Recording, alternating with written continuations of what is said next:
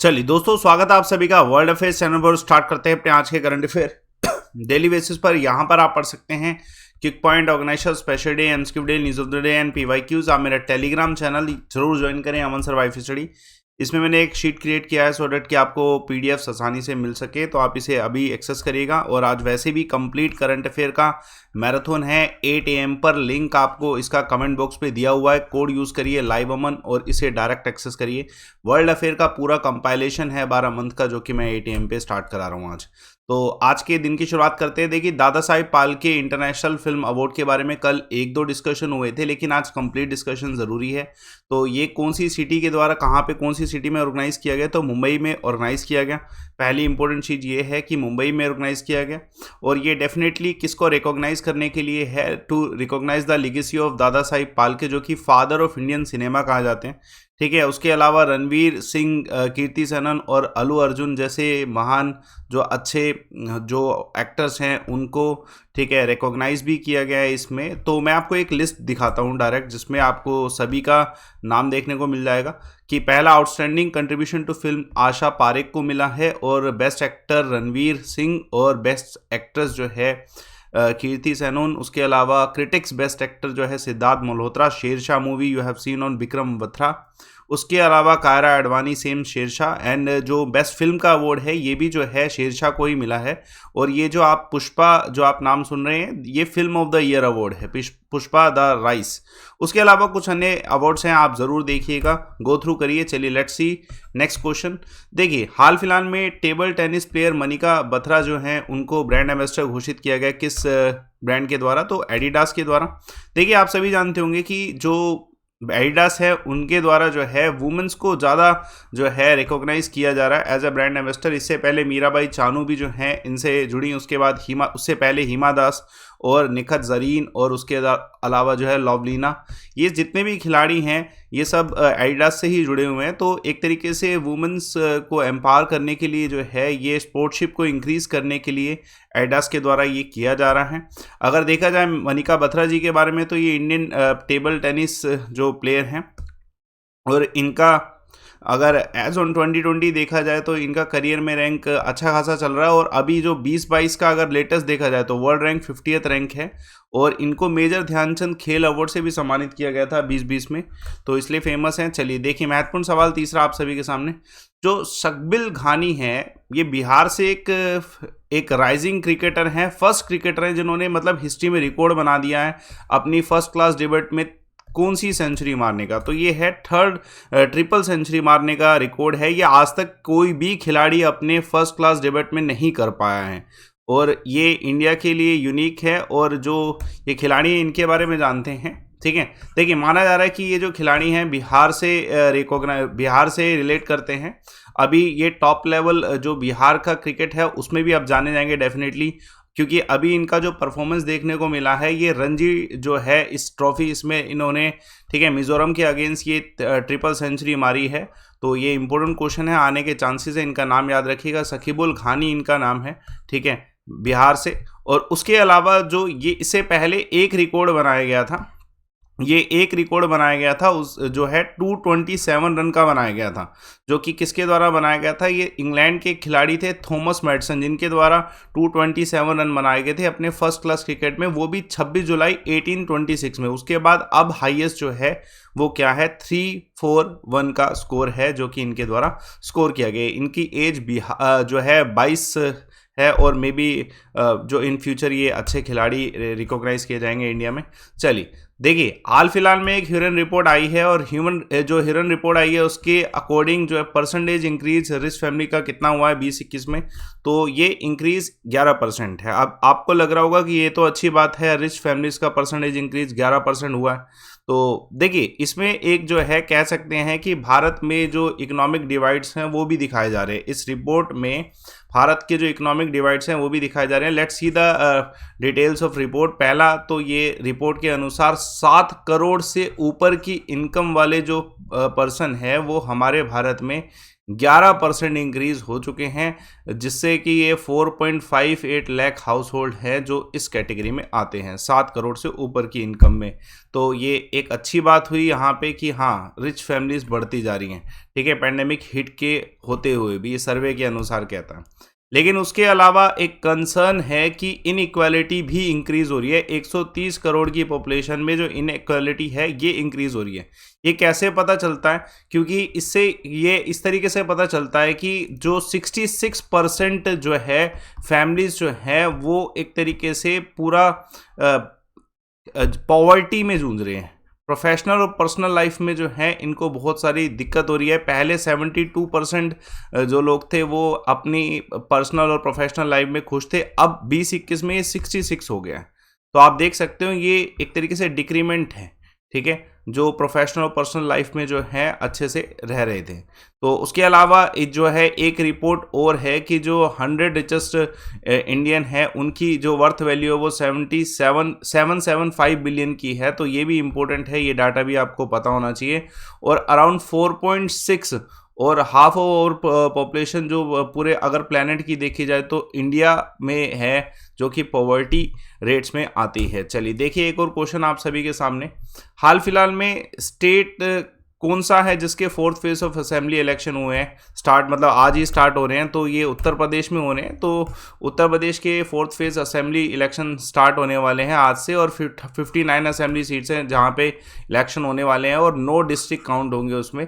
पीलीभीत हो गया, लखीमपुर हो गया, सीतापुर हो गया, हरदोई हो गया, लखनऊ, रायबरेली, बांदा एंड फतेहपुर। बेसिकली ये सारे के सारे जो है जो स्टेट कैपिटल सिटी लखनऊ है उसके नियर बाय के ही हैं सारे, और इसमें ही देखा जाएगा कि कौन सा जो है पार्टी जीतेगा, क्योंकि टोटल 624 कैंडिडेट्स जो है 4th फेज इलेक्शन के लिए जो है compete करने वाले हैं, इंक्लूडिंग ऑल द पार्टीज। चलिए देखिए महत्वपूर्ण सवाल, ये इंपॉर्टेंट है। विज्ञान सर्वत्र जो पुजात है, ये एग्जीबिशन जो है कितने लोकेशंस में होने वाला है भारत में? To recognize the achievement in science and technology. तो ये कितने लोकेशन में? 75। इसका कारण 75 भी इसलिए क्योंकि आज़ादी का अमृत महोत्सव में जो है इसे रिकॉग्नाइज किया जा रहा है। भारतवर्ष में जितनी भी साइंस और टेक्नोलॉजी की फील्ड में अचीवमेंट्स हुई हैं उन सभी को दर्शाने के लिए जो है टाइटल रखा गया इसका विज्ञान सर्वत्र पूज्यता जो है ये किया जाएगा 75 लोकेशन में। तो इम्पोर्टेंट है। और क्वेश्चन इसमें यह आ सकता है कि इसमें 4 थीम दिए गए, उसमें से मैं कुछ थीम बता रहा हूँ। पहला थीम है milestone of modern science and technology, जो इस पूरे इवेंट का थीम है। दूसरा थीम जो है स्वदेशी पारंपरिक इन्वेंशन, और तीसरा जो है इनोवेशन एंड ट्रांसफॉर्मिंग इंडिया। ये जो थीम्स हैं ये भी डिस्प्ले किए जा रहे हैं, जिसमें साइंटिफिक लीगेसी को बताया गया भारत की, किस तरीके से भारत ने defence, space, health, agriculture, astronomy और अदर सेक्टर में साइंस को यूटिलाइज करके बहुत सारे सॉल्यूशन निकाले हैं। चलिए देखिए महत्वपूर्ण सवाल, आप सभी जानते हैं लालू प्रसाद यादव जी के बारे में, और ये इनको हाल फिलहाल में सजा हुई है कितने साल की? तो ये 5 साल की सजा हुई है।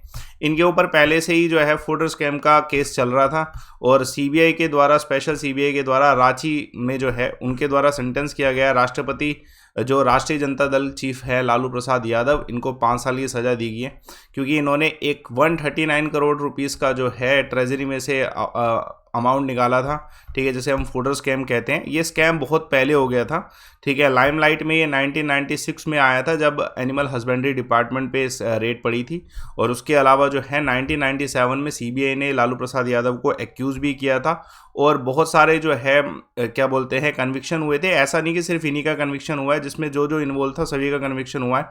इन पर 60 लाख का जो है कोर्ट ने जो है फाइन भी इम्पोज किया। उसके अलावा एक और व्यक्ति हैं जिन पर, जैसे त्रिपुरा मोहन प्रसाद, जिन पर 2 करोड़ का पेनल्टी लगाया गया। तो ये बहुत बड़ा स्कैम था डेफिनेटली, इसलिए इनको जो है 5 साल का सजा हुआ है। चलिए देखिए महत्वपूर्ण सवाल, हाल फिलहाल में कौन सी कंट्री है जिन्होंने वीट का शिपमेंट दिया है अफगानिस्तान को? एज ऑलवेज इंडिया ही जो है इतनी हेल्प करता है। इंडिया के द्वारा क्या है, ह्यूमैनिटेरियन बेसिस पे इंडिया जो है अपना फर्स्ट शिपमेंट वीट्स का देने वाला, शेयर करने वाला है। 10,000 टन का ये होगा अफगानिस्तान के लोगों को, और ये किसके थ्रू जाएगा, कौन से रूट से जाएगा? पाकिस्तान के रूट से जाएगा। इसके लिए इंडिया ने पाकिस्तान के साथ नेगोशिएशन किया था, और बागा बॉर्डर जो है ना, अतारी बागा लैंड बॉर्डर है, वहाँ से इसे क्रॉस कराया जाएगा। ह्यूमैनिटेरियन बेसिस पे इंडिया ही एक ऐसा देश है जो कि जो है अफगानिस्तान की बहुत ज़्यादा मदद कर चुका है, अगर मेडिसिन की बात करी जाए, ठीक है, वैक्सीन की बात करी जाए, ये सब। और इवन इंडिया पिच करता है अदर कंट्रीज़ को कि अफगानिस्तान की हेल्प करें इस क्राइसिस में। चलिए देखिए, महत्वपूर्ण सवाल है आप सभी के सामने। इंडिया और कौन सी कंट्री के बीच में एक रोड मैप साइन किया गया बायलैटरल एक्सचेंज का ब्लू इकोनॉमी और ओशियन गवर्नेंस के ऊपर?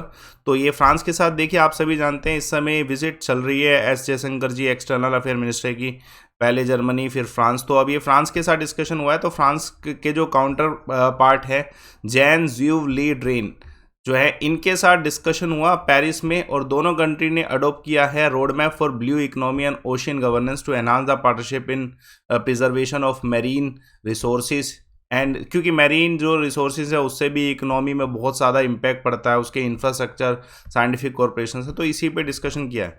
अब इसमें जो है एक एनुअल बायलैटरल डायलॉग का डिस्कशन हुआ है to exchange their priority views on this concept, कैसे बेस्ट प्रैक्टिसेस हो सकती हैं, ठीक है, फ्यूचर कॉर्पोरेशन किस तरीके से हो सकता है। तो ये 3 दिन का विजिट है इनका फ्रांस में, जिसमें जो है बायलैटरल टॉक्स हो रही हैं और सस्टेनेबल अप्रोच पे फोकस किया जा रहा है। Let's see the next question. हाल फिलहाल में रिसेंटली कौन सी कंट्री ने जो है urgently United Nation Security Council का मीटिंग अरेंज करवाने का एस्केलेट किया है डी एस्केलेशन टॉक्स के लिए, कि यूक्रेन और रशिया का मुद्दा ठीक हो? तो यूक्रेन ने ही किया है। तो definitely United Nation Security council जो है एक इमरजेंसी मीटिंग यूक्रेन के ऊपर होस्ट करने वाला है on the request of this USA, 5 European nation and Mexico. आप ये समझ सकते हैं कि ये सभी देश ऑलमोस्ट जो है यूक्रेन के सपोर्ट में है, और ये जो है ये इस वजह से भी किया गया है, मीटिंग एकदम से इसलिए भी जो है ओपन रखी है क्योंकि रशिया के द्वारा लेटेस्ट में एक और अपडेट आया है।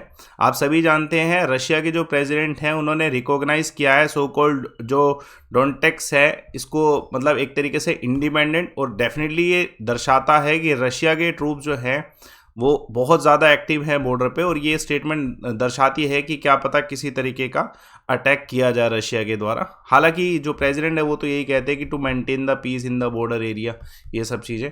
और अब इस पे डिस्कशन होगा। और उसके अलावा यूएसए के अलावा, यूएसए ने तो सैंक्शन लगा ही रखे रशिया के ऊपर, इवन यूरोप ने भी बहुत सारे सैंक्शन लगा दिए इसी के चलते। Let's see the next question. France के जो प्रेसिडेंट है एमैनुअल मैक्रोन जो है, इनके द्वारा हाल फिलहाल में जो मिलिट्री विड्रॉन अनाउंस किया गया माली से, ठीक है, ये मिलिट्री कब जो है लगाई गई थी, मतलब कितने साल बाद जो है मिलिट्री विड्रॉ की जा रही है? तो 9 साल बाद। ध्यान रखिएगा कि फ्रांस की मिलिट्री जो है 2013 में माली में गई थी, और किस लिए गई थी? To support the anti terrorist operations, कि जो भी माली में एंटी टेररिस्ट ऑपरेशन हो रहे हैं उन सभी को सपोर्ट करने के लिए कि टेररिज्म थोड़ा सा कम हो। लेकिन अभी हाल फिलहाल में जो अभी मैंने आपको कल बताया था, जो यूरोपियन यूनियन और अफ्रीकन यूनियन की जो ऑफिशियल मीटिंग हुई थी उसमें अनाउंसमेंट किया गया फ्रांस के द्वारा कि जब तक स्टेट हेल्प नहीं करती तब तक किस तरीके से हम इस्लामिक स्टेट जो मिलिटेंट्स हैं उन सभी से फाइट अप कर सकते हैं। तो इसलिए इन्होंने जो है अपनी मिलिट्री को जो है रिमूव कर दिया है, ठीक है। तो इंपॉर्टेंट क्वेश्चन है, आने के चांसेस हैं। विड्रॉल जो है कितनों पर अप्लाई होता है? 2400 जो है फ्रेंच ट्रूप जो है माली में जो थे उन सभी को जो है विड्रॉ किया जाएगा वहाँ से। इंपॉर्टेंट क्वेश्चन है, आ सकता है। क्विक पॉइंट देखिए, हाल फिलहाल में वैक्सीन कौन सी है जो कि इमरजेंसी यूज़ के लिए जो है अनाउंस की गई है 12 से 18 एज ग्रुप पे? तो कॉर्बेक है, ठीक है। हाल फिलहाल में कौन से इसमें से पर्सन है खिलाड़ी जो ICC spirit of cricket award 2021 जीते? तो डेरियल मेडल हैं। उसके अलावा आईपीओ किसका आने वाला है मार्च में? तो डेफिनेटली एलआईसी का आने वाला है। देखिए, मैंने कल सवाल पूछा था कुचिपुड़ी कहाँ का फोक डांस है, तो डेफिनेटली सही आंसर है सभी का आंध्र प्रदेश है, शशि शेखर के द्वारा। आज का सवाल देखिएगा, देखिए लोड गर्जन के समय में इसमें से क्या नहीं हुआ था? आप डिटेल तरीके से बताइए। हिस्ट्री का एक अच्छा क्वेश्चन है, कमेंट बॉक्स में बताइएगा। मेरे टेलीग्राम चैनल को जरूर ज्वाइन करना, इसमें मैंने एक शीट डेवलप करी है जिससे आप आसानी से जो है पूरा पीडीएफ ले सकते हैं, और मेरी कम्युनिटीज़ पे भी जो है अनअकैडमी में वहाँ पे पीडीएफ अवेलेबल होती है। और आज आपके लिए जो एक फ्री क्लास है पूरी 8 बजे कंप्लीट जो रिवीजन, उसका लिंक दे रखा है। लाइव अमन कोड यूज़ करके आप 8 AM पर क्लास में ज़रूर जुड़ें। लाइव क्लास होगी, अगर आप जुड़ रहे हैं तो आपका 12 महीने का वर्ल्ड अफेयर का करंट अफेयर का रिवीजन हो जाएगा। और स्कॉलरशिप के लिए भी कोड यूज़ करें लाइव अमन, और कोर्सेज भी रिपोर्ट एंड विन का ऑप्शन यूटिलाइज करिए। कोर्सेज के लिए देखिए, जब आप एक कोर्स लेते हैं तो आप सभी टीचर्स सारे सब्जेक्ट सब कुछ लेते हैं। किसी भी एग्जाम में कोर्स लेने हैं डिस्काउंट्स के लिए लाइव अमन कोड पे ही आप एक्सेस करिएगा। इधर जब आप कोड लगाएंगे लाइव अमन, ऑटोमेटिकली आपकी फीस जो मैक्सिमम कम हो सकती है वो हो जाएगी। किसी भी एग्जाम के लिए आप इसे यूटिलाइज करिए। सेशन को लाइक करिए, शेयर करिए, चैनल को सब्सक्राइब करिए। Thanks a lot for watching.